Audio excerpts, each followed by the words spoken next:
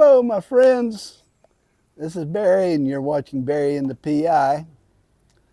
Uh, we had a Father's Day who's passed, and when you're an old guy and you have a lot of time on your hands, it makes you start thinking about my life, the things that I'm thankful of, that the people that I met, my family members.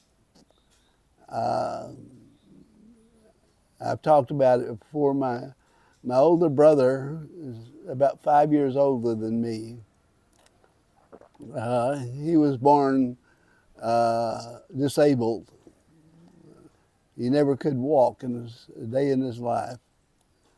Uh, but despite that disability, physical problems, he was probably the smartest man I've ever known. And I have a lot of teachers and professors that said that same thing. I had to follow behind him through high school.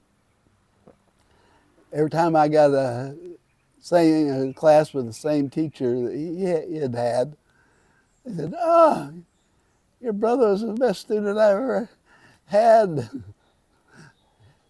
But I'm thankful for him because he taught me humanity, to be a human and be humane to other people that may be different from myself. And he was always available to explain things to me. When there's something I didn't understand, he had the answer. He was a brilliant guy. So I'm very thankful to have had him, even though I probably didn't appreciate it at the time,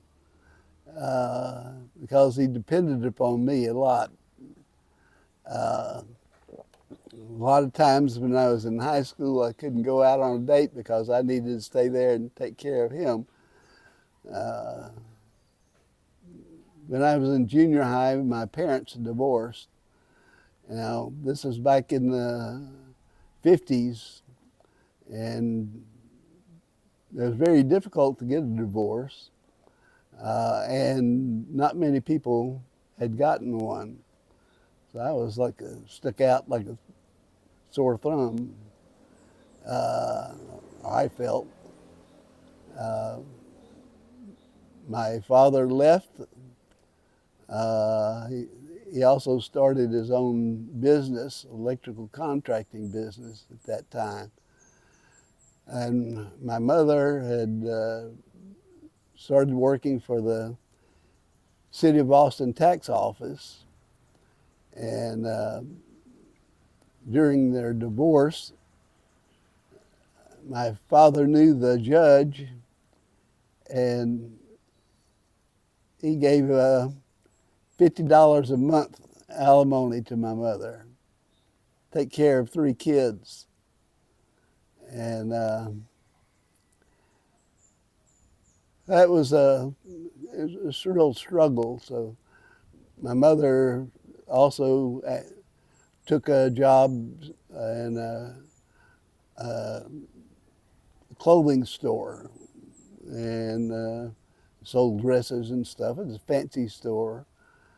And also another job on weekends doing the same thing for a different store. And then I think a friend of my mother's is an investor who had money, said, "Let's start a modeling agency." So they taught young ladies how to be a model and proper way of walking and talking and stuff like that. I kind of liked that. I said, "Remember me? You get any cute girls in there, send them my way." So, but she worked 3 jobs just to keep a house and food on the table. And it was tough times. I worked for my father uh, in the electrical business during the summers. I didn't like that. Wasn't my thing. So I was glad to get out of high school and get into the Navy and leave all that and start my adventure over the world. And I'm thankful for my family. They worked hard to provide for us, and I'm very thankful for that. Uh, wasn't always sunshine and roses. There were a lot of problems, a lot of medical bills from my brother. He would end up every winter having to go to spend a week in the hospital. He'd get pneumonia or bronchitis and stuff like that. But he was a wonderful man, a very humane man. He gave me the love of learning, love of books, and just very, he tried hard not to be different, but he had a sense of humor that was really great. He could make people laugh like crazy. And he helped write my speeches in a speech class in high school, which everybody loved. So I'm thankful for that. I'm thankful for my time in the U.S. Navy. I chose to go into naval aviation, and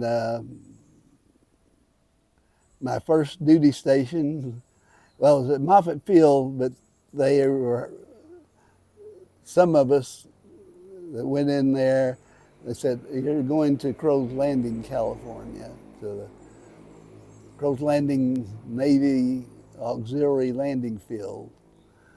And there's only 90 guys on the base, only 2 officers.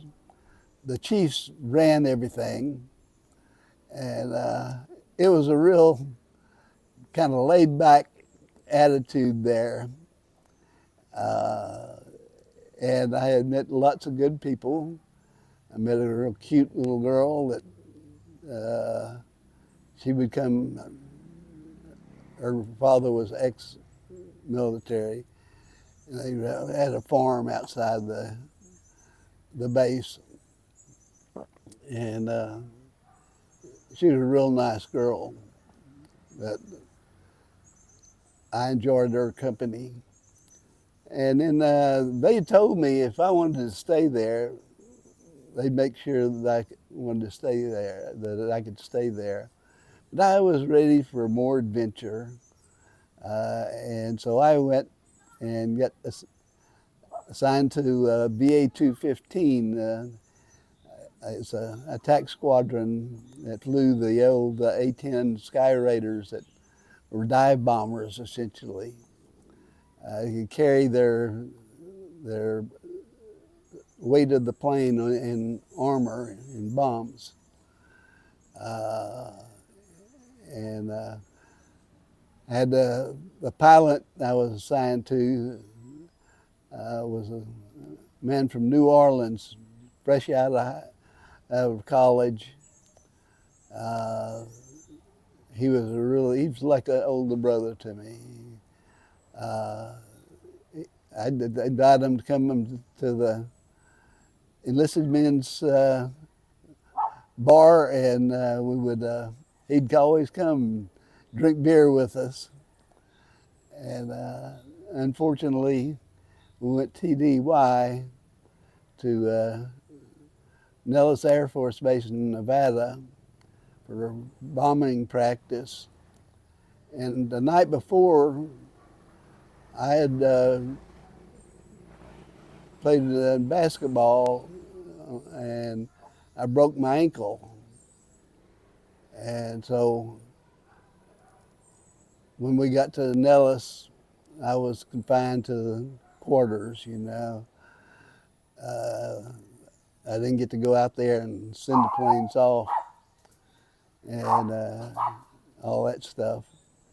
And they came back that afternoon and told me that Mr. Mateer was killed in a crash. And that affected me a lot. But it was about time for me to get out. Since I entered at 17 years old, and I had to get my parents' permission to join the Navy. But I was ready for adventure. And so I got out right before I turned 21, which is 3 years and so many months, I don't remember. But I was glad I had the chance. It helped me grow up, helped me become a man, not just a boy. And fortunately, I'd been accepted into the University of Texas, and my brother was still in there, several years ahead of me. And then they'd have professors from UT come over just to sit and talk with my brother. And one of them was a female professor of the government. She was good looking too. Really good looking. I always enjoyed having her come over to the house. But then again, sometimes I would take a class under one of these professors that would come be my brother, and I hope I do good on this. And weird thing was that he would sit up there, and since he knew me, he talked right to me. He would look right at me, you know, when he was talking about stuff, and I'd nod my head and stuff right down. But it was fun.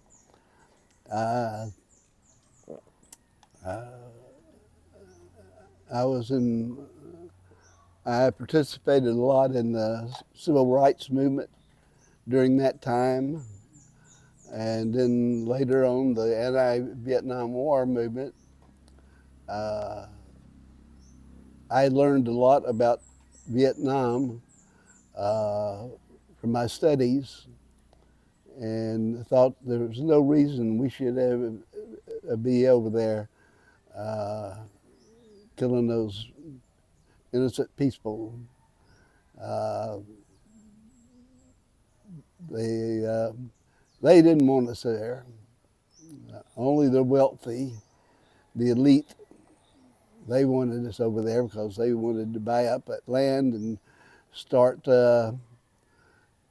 having these palm oil farms and stuff, which makes them millions of dollars. So I got through that, and then I had to start working. And I went through a variety of jobs. While I was at UT, I also got a job assisting a PhD student on his PhD project, which is studying the talc mines and talc deposits outside of Van Horn, Texas. And so he took the UT geology department pickup, and then I had to drive his little 1956 Corvette. Well, I enjoyed that. And so we went out there, and as it ends up is now you're seeing Johnson and Johnson and other cosmetic companies are being sued because that talc, we found out that talc had asbestos in it, along with some other toxic materials too, minerals too. Uh, so that's been going around. I enjoyed my summer out there, and I worked on another one for, next summer with a guy on his master's project out of Marathon, Texas, which I like Marathon a lot. But so I've had a pretty good life. Uh, it hadn't been all sunshine and roses. I've had my difficulties. I made my screw ups. Uh, but I'm lucky to have had the love of two wonderful women. Laura, my first wife, we were married for 20 years. Uh, Not real sure we agree with which way that divorce happened, but I was already starting teaching, and she was had a great job in Austin, the escrow company. So she was successful in that, now retired, and we had two daughters, and one daughter died a few years ago from liver problems, and the other one's still living, and she's not married now, I don't think. She was married for a while. So that's a lot for me to be thankful of in my life. And I'm thankful of all the kids that I've worked with, both on with the Parks and Recreation Department and with in schools that I had my students. And I had some wonderful students too. And they appreciated me and my humor. I could get them to laugh a lot. So it was good. I've lived a good life. And now I'm here in the Philippines, and this is just what I needed for my retirement, to be here. No more snow, no cold winters, and now no tornadoes and floods and freezing temperatures in Texas. I'm here in 70s and 80s all year round, and enjoying my retirement. Not having much stuff to do, but I can do whatever I want to. So that's good for me, and just what I needed at this time in my life. I'm planning on hanging around for 20 more years or so. So y'all keep with it, stick with me. And I want to thank all of you that have put me over 1,000 subscribers too. I really do appreciate it. I appreciate you watching my videos all the way through too. That helps the algorithm, and so take care. Have a great day. It's about to rain here. You see, it's kind of getting dark.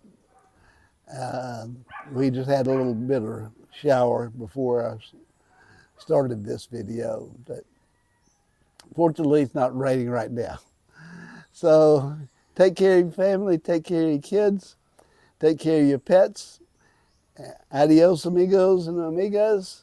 We'll see you again tomorrow.